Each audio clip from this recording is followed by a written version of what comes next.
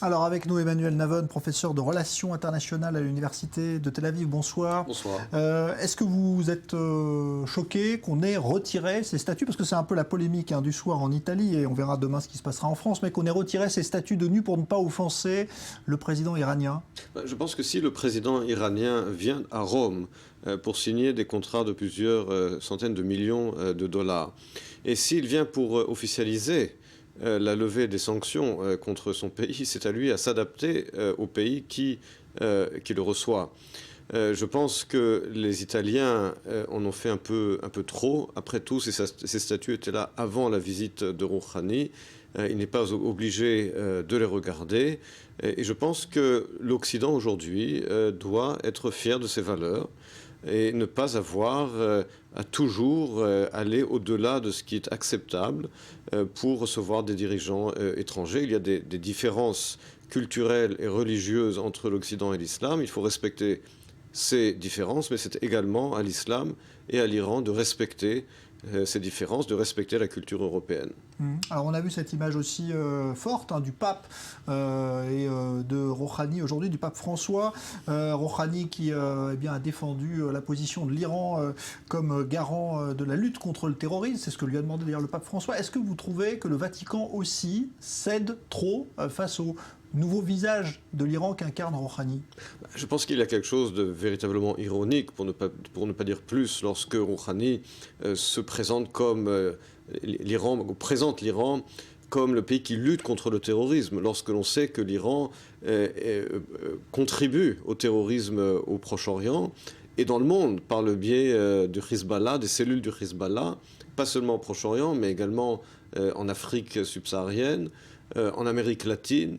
On se rappelle bien entendu des attentats contre l'ambassade israélienne et contre le centre juif de Buenos Aires en 1994. Tout cela, c'est l'Iran qui était derrière ces attaques terroristes. Et par conséquent, présenter l'Iran comme le meilleur garant contre le terrorisme, c'est une véritable aberration.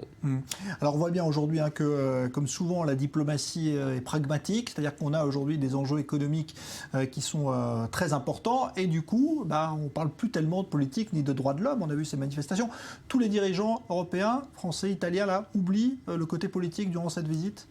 C'est ce que l'on constate effectivement. Comme vous l'avez dit, il y a des intérêts économiques en jeu. Ces intérêts économiques, ce ne sont pas seulement les intérêts de l'Iran qui voit les sanctions levées, qui va permettre à l'Iran de réexporter en particulier son pétrole et son gaz naturel, qui va permettre aux banques de débloquer des crédits et d'investir en Iran, qui va permettre à des sociétés de recréer des usines en Iran. Mais il y a bien entendu des intérêts européens, occidentaux.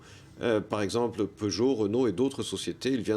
Rouhani vient de signer de gros contrats également à Rome, en Italie. Et malheureusement, encore une fois, les dirigeants occidentaux mettent les intérêts économiques et la réelle politique avant tout et oublient complètement le dossier des droits de l'homme. Mais ils le font également, on le voit avec la Chine ou d'autres pays. Est-ce que l'on se souvient la dernière fois où un dirigeant européen ou américain a parlé aux dirigeants chinois de la question des droits de l'homme? Encore une fois, le business avant tout, c'est ça malheureusement la réalité des relations internationales. Est-ce que vous n'avez pas l'impression quand même qu'il y a un changement ou pas côté iranien? Est-ce que c'est un leurre d'imaginer que ce régime peut changer? Malgré la façade aujourd'hui qu'incarne Rouhani, ça reste toujours un régime toujours aussi... D'abord, le régime reste le même. Factuellement, aujourd'hui, le régime reste le même. C'est le dirigeant suprême iranien qui, lui, n'a pas été élu, qui garde la mainmise sur le système politique iranien.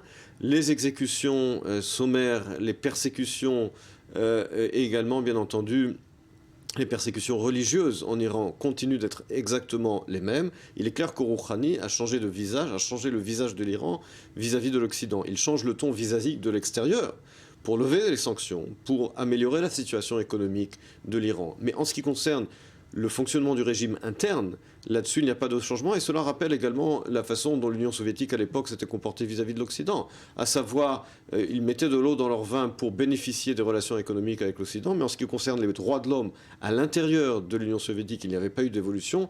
Dernier point, à l'époque, dans les accords d'Helsinki en 1975, les Européens et les Américains avaient exigé de lier l'aide économique à la question des droits de l'homme en Union soviétique. Cela, ils ne l'ont même pas exigé vis-à-vis de l'Iran. Dernière question, vous pensez que demain, ce sera la même tonalité en France avec avec François Hollande? Pas de gestes qui puissent heurter également le président iranien? Tout tend à penser que oui. Encore une fois, il y a là des intérêts économiques énormes, pas seulement de l'Italie, mais également de la France. Et il faut s'attendre, à mon sens et à mon avis, à un comportement semblable à Paris et qu'à Rome. Merci Emmanuel Navon, professeur de relations internationales donc à l'université de Tel Aviv.